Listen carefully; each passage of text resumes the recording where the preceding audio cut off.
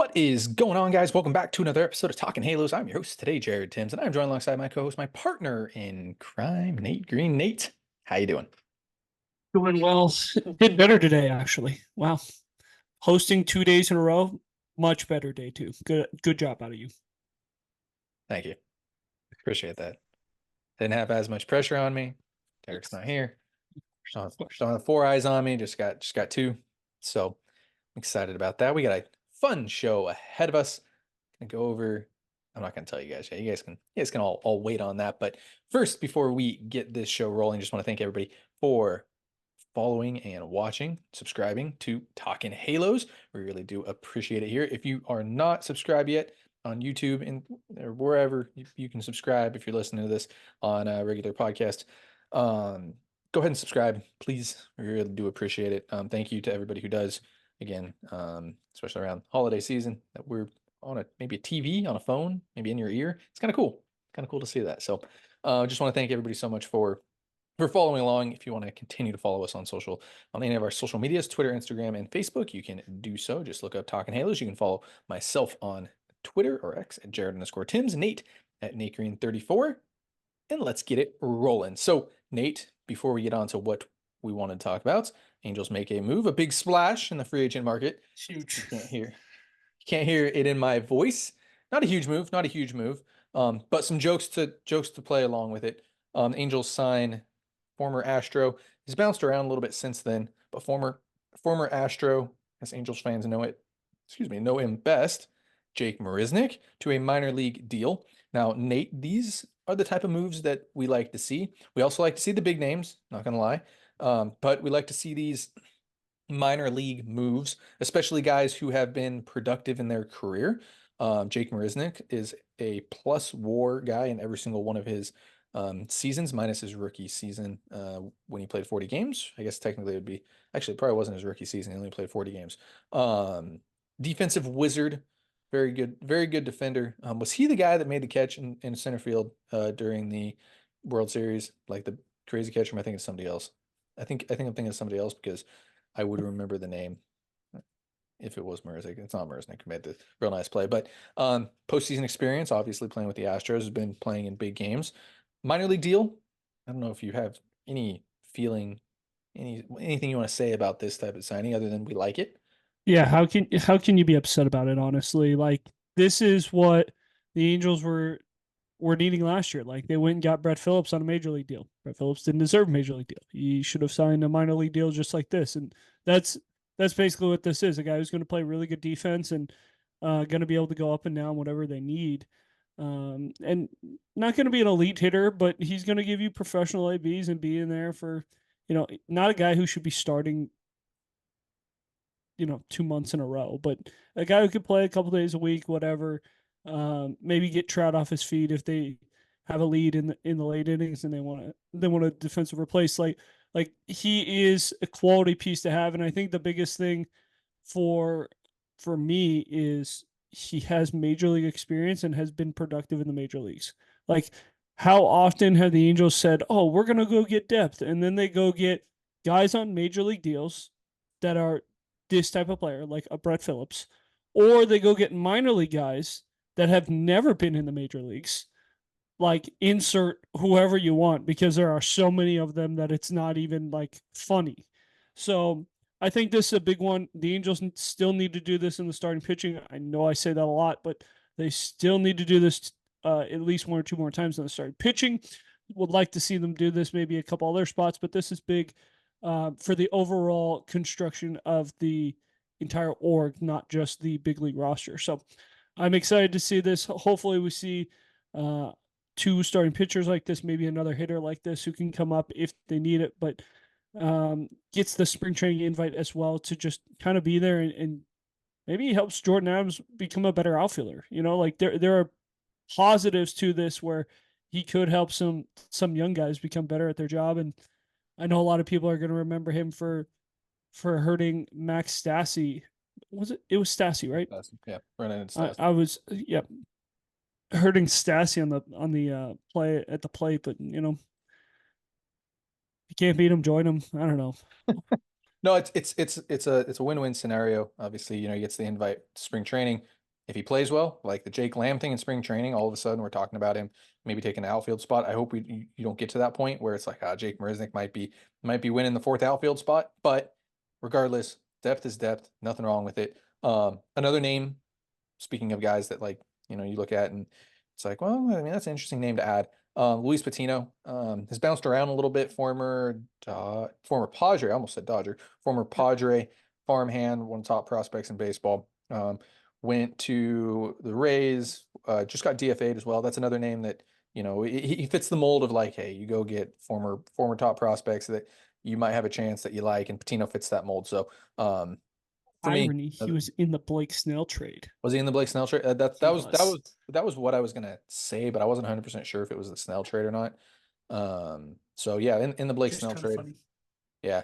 But I mean, on the Marisnik train, I also mentioned a guy picking up a guy like, you know, Jesse Winker as well, who is hated by a lot of Angels fans. So you could bring in a bunch of guys that are hated and you know, put them all in Salt Lake on minor league deals and kind of be a lot of fun. But not what we wanted to really truly dive into. That's, you know, the big news for the day. I think we're going to see I think we're going to see a little bit of a slowdown, and I could totally be wrong.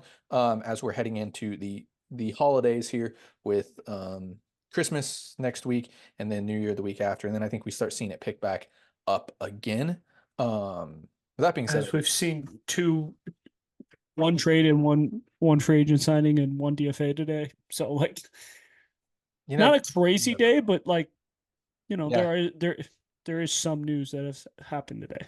yeah. So, I think again, like we mentioned last time, we wait for the Yamamoto deal to get out there, and I think it starts pushing pretty hard after the Yamamoto stuff. I think the dominoes start falling. So we will see where it goes. As far as talking Halos goes, probably going to take next week off unless we get a signing or something along the lines of that. Then we can come on talk to you guys about it. But we'll probably take next week off, and we'll be back after the new year. So let's get into what we wanted to talk about. Nate, we mentioned before we want to talk about some second base stuff. Now I want to elaborate on this a little bit more as I pull up Fangraphs projections because we can kind of start breaking down and seeing what the Angels need. I know you don't like projections, but you can kind of start seeing what the Angels need. So you look position wise, you have Mike Trout playing the outfield. He's got a projected at a 4.1 WAR. You have Zach Neto, who's projected at 2.6 WAR. Anthony Rendon, who's projected at 2.5. Renifo, 2.4. Ward, 2.4. Ohapi, 1.6. Shanwell, 1.6. And it goes on and it goes down from there. So you start molding there, right? You have Trout in the outfield, you have Ward in the outfield. So you probably need another outfielder in the mix there. You have Neto at short, you have Rendon at third, you have Renifo, who you'd like to see as that fifth infielder, but as we said before, we like to see him get consistent at bats because he's probably a little bit better of a player when he gets consistent at bats rather than, you know, jumping around. But I wouldn't mind seeing him as a fifth infielder. You have Ohapi behind the plate, you have Shanwell at first base. So you look at it, you probably need another outfielder, you probably need another infielder, and you probably need a backup catcher in the infield. Let's start at catcher.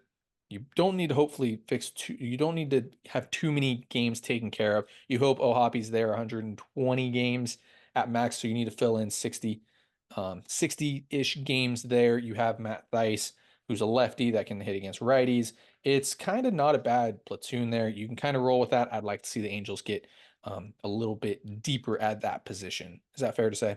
Maybe bring Yeah. up Martin Maldonado again, sign some guys to minor league free Austin agent deals. Nola, Yeah, Chad Wallach, some guys. someone who can catch. I don't know. I would like someone who you're a little bit comfortable with catching for a month, just in case another thing happens, like where Ohapi missed the 3 months. Yep. But yeah, there's not too much out there right now. Like it's kind of getting pretty bland. You have Mitch Garver, who's not going to take a minor league deal. You have Gary Sanchez, who might take a minor league deal, but I think Gary Sanchez might be waiting to see where Blake Snell signs, and I think that could be an opportunity for him to sign there. Like if somebody's going to give him a minor league deal, he's going to go wherever Blake Snell goes because I think they kind of created this really good bond. But Then you're looking at like a Tucker Barnhart, Kurt Casale, Martin Maldonado, Austin Nola, Jacob Stallings, Chad Wallach, Mike Zanino, and Zanino's coming off the surgery from a couple years ago, just like Walsh. So I don't know. I think you got to go get somebody though. They need some AAA depth for a guy who can play just in case. Is Yasmani Grandal a free agent? Oh, he is. Yes, That's an interesting that name. that would be an interesting one if he would take a minor league deal. I don't know if he takes a minor league deal because of how good he was. I know a lot of people are going to look it up and be like, dude, he's been so bad. But Yasmani Grandal, for all intents and purposes, was the best catcher in baseball for a couple Mm, years. You can argue that with me. He was one of the best catchers at doing his job. He's a good catcher. So somebody like that can take a young guy like, I don't know, Logan O'Hoppe under his wing, play 60 games. That's not bad. He's a lefty bat. You're not switching. relying on him. I mean, even if you give him, dude, like a 1 for $3 million deal and you cut ties with Matt Thaiss, are you upset about that? The problem is you have Matt Thaiss who makes no money for 5 years, right? Like the most he's going to make in the 5 years is what, $5 million? That's generous too. It probably is closer to $3 billion. Yes, but So you have, it would is it and I'm can not a we big Matt Thaiss guy. I'm not a big can we Matt Thaiss agree guy. can we agree that like if Matt Thaiss is on the roster, like he falls under the category of if Matt Thaiss is on the roster, the Angels probably aren't competing.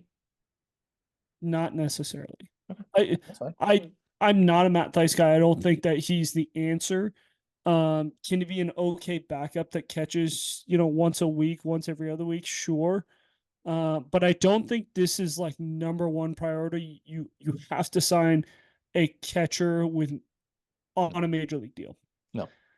This I, is this is if you have the perfect offseason, you got the middle of the order guy, you got a second baseman who can play every day, you got two starting pitchers, you got another reliever, and you traded Tyler Anderson, and you traded, Griffin Canning, and it's like, okay, now we're in a position where it's like, wow, we are kind of done for the offseason. But Yasmani Grandal is still sitting out there, and he said he would take 1 for 1. Now it's like, okay, maybe you try and sneak Thaiss through waivers or you try and trade him. But like that's where you would get it would have to get to that point, and I don't see it getting to that point with the Angels this year. yeah, no, I'm with you on that. That's fine.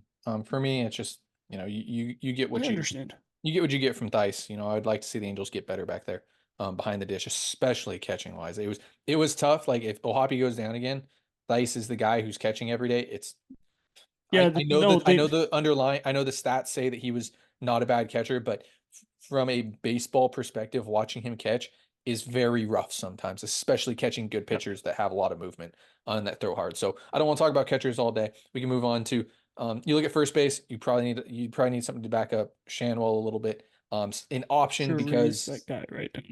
who is it? Jury's that guy right Jury's, now. Jury's probably that guy, but you don't know what you're getting in Shanwell. You hope that he's similar to what he was last year and maybe takes a step forward. You look at second base, we talked about it. This is a position that we want to talk about a little bit more. I think, we think, sounded weird there. We think that the Angels should go get a second baseman to complement Zach Neto up the middle because you're not going to go get a shortstop. But it wouldn't be okay, two schools of thought. You get a second baseman, you rely on Neto at short, or you get somebody that can play second base and shortstop. The two players that I'm going to bring up. Number one, Angels go trade for a guy like Jake Cronenworth in San Diego. Yes, you're bringing on a good chunk of money, but he was a 5-win player back-to-back years, 4+ win player. I exaggerated a little bit there for you. 4+ win player for back-to-back years. Arguably an MVP candidate in both of those years for San Diego. San Diego's looking to cut some money.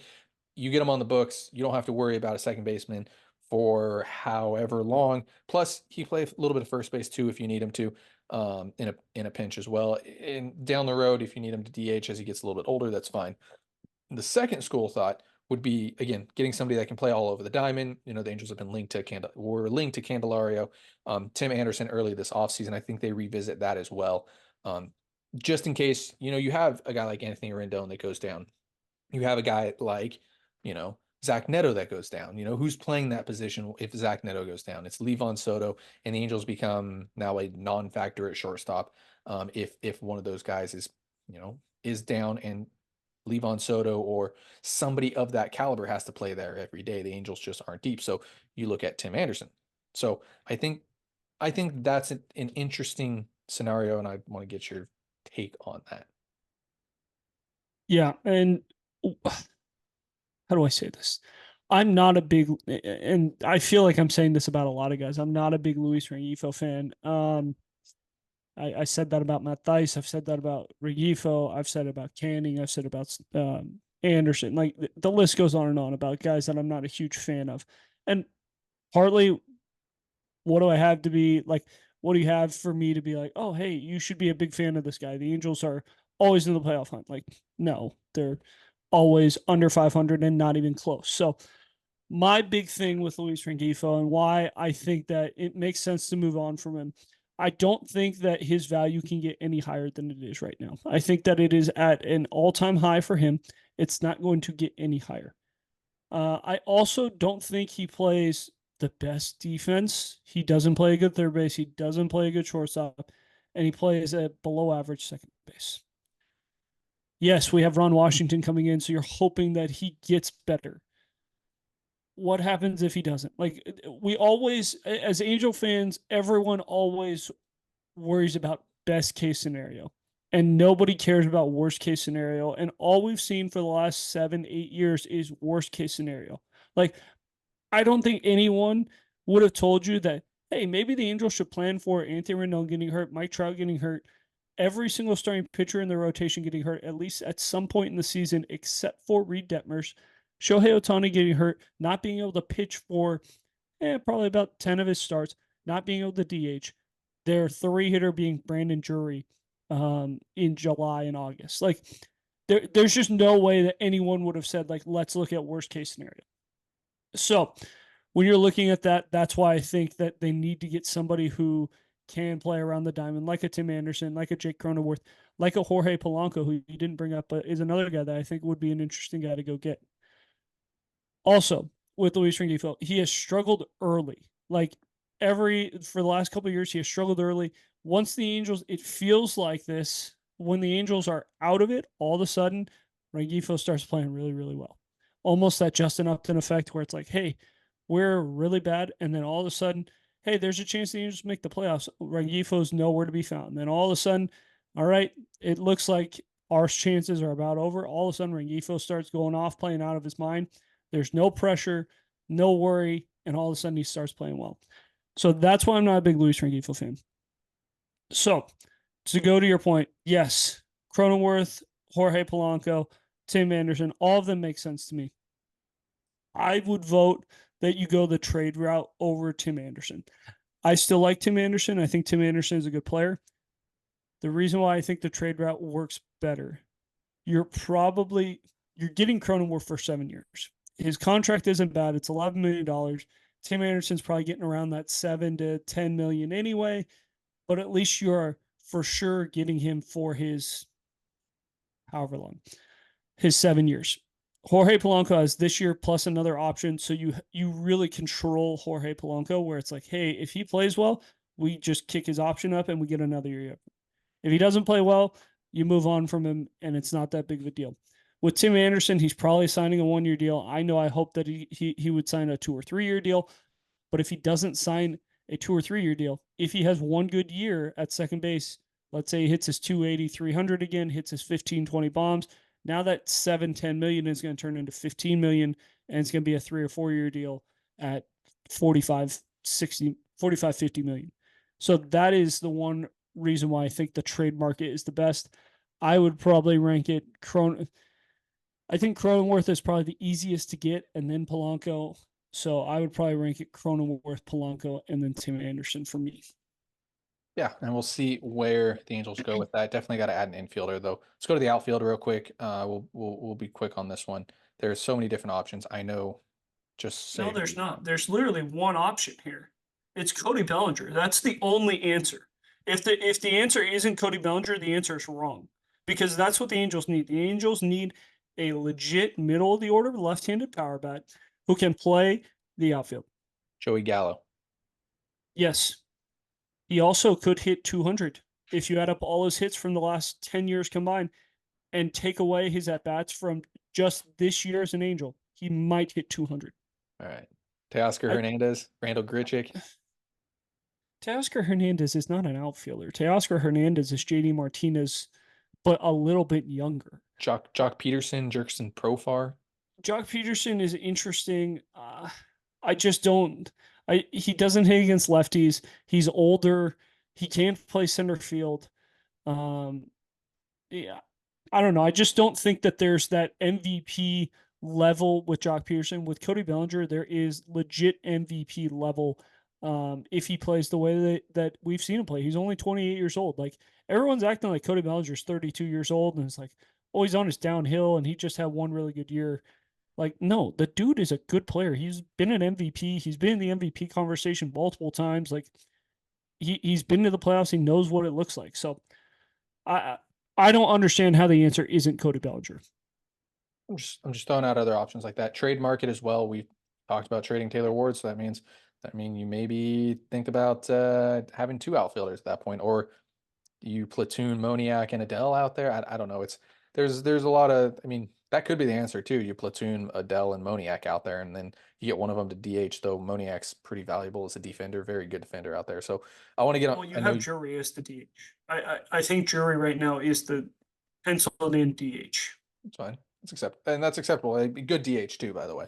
Like I'm not upset with running Brandon Drury 115, out there. 120 WRC plus. The one thing about him too is he can play multiple positions. So like he Yeah. allows for guys to be able to take a rest. Like if you're facing a tough lefty, Trout could DH, Jury can play first, Shanuel can take the bench, Adele and Moniak can play the outfield. Like there are a lot of things that you can do that really will help them construct their lineup this year. Yep. So let's move on to starting pitching real quick before let everybody go. You look at Fangraphs projections. Reed Detmer is 2.5 Rough. 2.5 F4, Patrick Sandoval 2.2, Griffin Canning 2.1, Chase Silseth 1.4, Tyler Anderson 1.1 Fangraphs WAR. The biggest thing to me isn't the WAR. It's so just doing a little math here. I'm sure if you guys saw me on the phone or anything like that, I was doing math. You add up the projected innings, that's 681 innings that you have to account for, by the way. If you go nine times 662, that's like 1600 innings or something, or I forgot what the math was, but 1,458. yeah, so take that away. So you have to account for 681 innings, hypothetically from the bullpen. That's not realistic, I don't think. I think you need to get that down just a little bit. You need to rely on some guys. This rotation hasn't had anybody that, minus Tyler Anderson, you brought it up, I know, that has thrown over 150 innings really in their career. So that is one scary aspect to me. Another scary aspect of this is you add up all of their innings and you divide it by all the amount of games started that Fangraphs projects them, and their innings per start is 4.1 innings per start. That is very, very worrisome to me. Is it not for you? That is taking a Yeah, I mean huge. that's been my big gripe about the Angels starting pitching Yep. already. I think the number should be about 800, which means every pitcher should be about 160. If everyone can be around 160, that means the bullpen doesn't have to take up half of the innings. They only have to take up, I believe that number goes to what, like 600 for the bullpen. So if they can average 160, and that's a lot for some of these kids, but that's why I've been saying two more starting pitchers that are going to take minor league deals, just like Zach Plesac, just like Jake Marisnick took for the Angels in the outfield. They need to go get a Zach Plesac, someone like that who has had success as a starter in the big leagues and is willing to take a minor league deal. Yeah, no, you have to find innings. You really do, especially if you think this team's going to compete. You're going to need to find innings somewhere, and you need to take innings off the bullpen. Added up Fangraphs projections. It is 665 innings for the starting staff there, and 681 to the bullpen. So not what you want there. It turns into what you've had how many times in the past. That's what scares me so much about this. You need, I mean, realistically, you look at the Angels starting rotation right now. You're fine with Detmer sitting in there. You're fine with Patrick Sandoval sitting in there. And I'm going to throw in a name that you're not going to like, being fine with. But from a starting pitching standpoint, Tyler Anderson, you're okay with it because he's at least starting for you. Griffin Canning hasn't been healthy, hasn't had a full healthy season, and hasn't been a starter for a full healthy season, I believe, in his career, if I'm not mistaken. He's not been that dude. Chase Silseth, he could be very good. We've compared his repertoire to Shohei Ohtani. He could be very good as long as he finds the strike zone. You don't know what you're getting out of Chase Silseth. So realistically, if you think you're running out of 5-man rotation there, you need two more starters to replace those guys. I'm okay with running out Griffin Canning. That's fine. You need somebody that's close by Technically, because back to your, I think it was about a month ago, you said the Angels cannot run out Griffin Canning and Tyler Anderson in the rotation. You have to, if you're going to run out one of those guys, you can get away with it. You don't care which one, but you cannot run both those guys out in your rotation. and And that's what I said. and tell everyone that you're a real contender. Yeah. No, and I fully agree with that. I'm gonna stick with that. I still, you need two starters. You can't trust Chase Silseth to give you 32 starts, and you cannot trust either Griffin Canning or Tyler Anderson to give you all those starts either. I'm a little bit, I feel a little bit more comfortable with Tyler Anderson, not because he's going to be a good pitcher, but because you know what he's going to go out there and give you: 5 innings, 3+ runs. Like, you know, he's going to keep you around in the ball game. 4 runs. You know what he's going to give you. You know he's going to give you some innings. It's not going to be great. It's not what you're going to get from when he was a Dodger, but you know he's going to go out there and be a workhorse and pitch for you and give you some innings. So I would prefer not to see Tyler Anderson, but if that's your number 5 starter, it's okay. You need to get deeper there. You're gonna have to find innings, or else we're gonna be talking when the Angels, in let's see, In June? March, April, May. I was gonna say May or even April, when you get into an extra inning game, or you get, you have 2 back-to-back starters that can't get out of the 4th inning, and you're using your bullpen, and all of a sudden you're DFAing guys. Like, Nate, this has happened every single year. It really has. When's the last time the has. Angels have actually signed a starting pitcher to a minor league deal that has actually pitched in the big leagues and had success? It Tyler hasn't Anderson. happened in a while. No, I'll give you Michael Lorenzen and Noah Syndergaard. They were pretty successful with the But Angels. that was not a minor league deal. No, okay, I didn't hear you say minor league deal. No, minor league deal. So you got any final Doug thoughts? Fister might have been the last guy. He wasn't productive for the Angels. He didn't pitch for the Angels. He got released and then started against the Angels with the Red Sox and absolutely dealt. Yeah. So all that being said, guys, thank you so much for watching and listening. Go ahead and subscribe wherever you are doing so. You can follow us on all our social medias. You can follow myself on X at Jared_Timms, Nate at NateGreen34. Guys, thank you so much for listening and watching. Have a great rest of your day.